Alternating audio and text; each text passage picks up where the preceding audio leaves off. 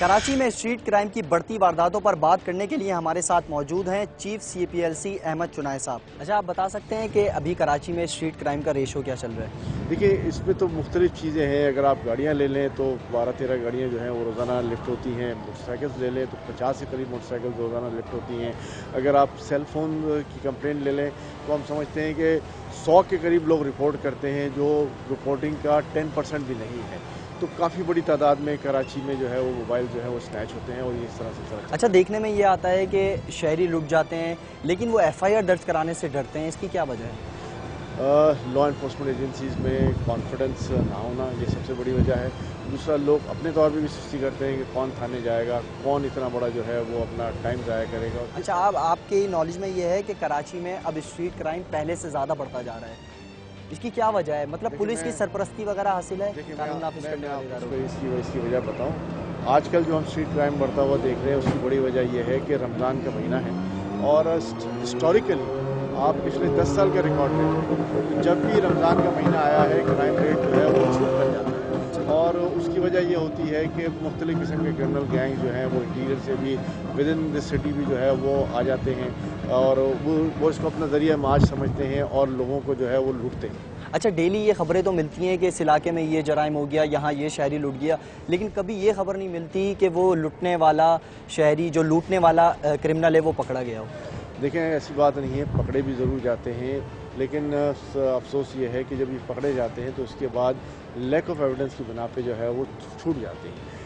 ना कोई FIR कटवाने आता है, ना कोई इनके ख़िलाफ़ जो है वो गवाही देने आता है और कोर्ट के उस प्रोसीजर से घबराते हुए जो है वो लोग इसको अवॉइड करते हैं। अच्छा, मुझे बताएं, अगर कोई शहरी किसी इलाके में लूट जाता है और वो अपने इलाके के थाने में FIR लॉन्च करवाता है, तो उसका प्रोसीजर क्या होता है? एक कच्ची पर्ची वो देते हैं एप्लीकेशन और एक प्रॉपर FIR, तो क्या प्रोसीजर होता है इसका? देखिए, कच्ची पर्ची का तो कोई कॉन्सेप्ट नहीं है। कच्ची पर्ची तो यही है कि आपकी शिकायत का इंदराज हो गया, लेकिन FIR बिल्कुल कटनी चाहिए और कटती भी है।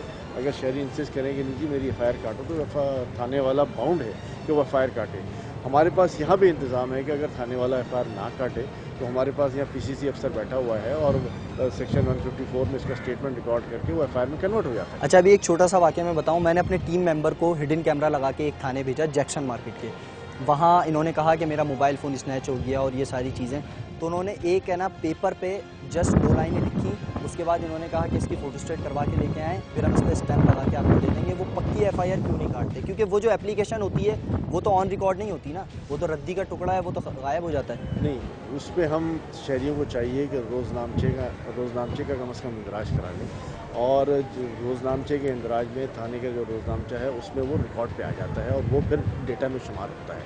तो शहरियों को भी चाहिए कि थोड़ा इस मामले में अपनी सोच विचार से काम लें और सिर्फ कंप्लेंट की रिसीप्ट ना लें। अच्छा, एक आखिर में मुझे ये बता दें कि आप कराची पुलिस की कारकर्दगी से मुतमईन है कि वो स्ट्रीट क्राइम पर काबू पाने में कामयाब है या नाकाम? देखिए, स्ट्रीट क्राइम्स पे अनफॉर्चुनेटली हमारी पुलिस काबू नहीं पा सकी और वो बदतरीज बढ़ रहा है और इस सिलसिले में मजबूत प्लानिंग की ज़रूरत है। मैंने पहले भी कहा कि ये डूएबल एक्ट है, हमारी पुलिस फोर्स काबिल है कि ये सारे काम कर सकती है, लेकिन फ़िलहाल ऐसा लगता है कि जैसे हमने इस जुर्म पे जो है वो काबू नहीं पाया। अच्छा, आपकी नज़र में कहीं पुलिस मजबूर तो नहीं है? कोई सियासी हाथ, कहीं प्रेशर, कोई उनके दबाव, सियासी दबाव? देखिए, मैं नहीं समझता कि स्ट्रीट क्राइम के लिए कोई भी सियासी जमात जो है वो कहेगी कि जी स्ट्रीट क्राइम करने दिया जाए। अच्छा, ये कौन लोग होते हैं? मतलब कौन, एक आम आदमी होता है या किसी सियासी जमात के कारकुनान वगैरह? मैं नहीं समझता कि किसी सियासी जमात के कारकुन हो। ये सिर्फ और सिर्फ शायद सियासी जमात का लिबादा ओढ़ लें प्रोटेक्शन लेने के चक्कर में, लेकिन कभी ऐसा नहीं होता कि कोई पॉलिटिकल पार्टी जो है वो इनको सपोर्ट कर रही हो।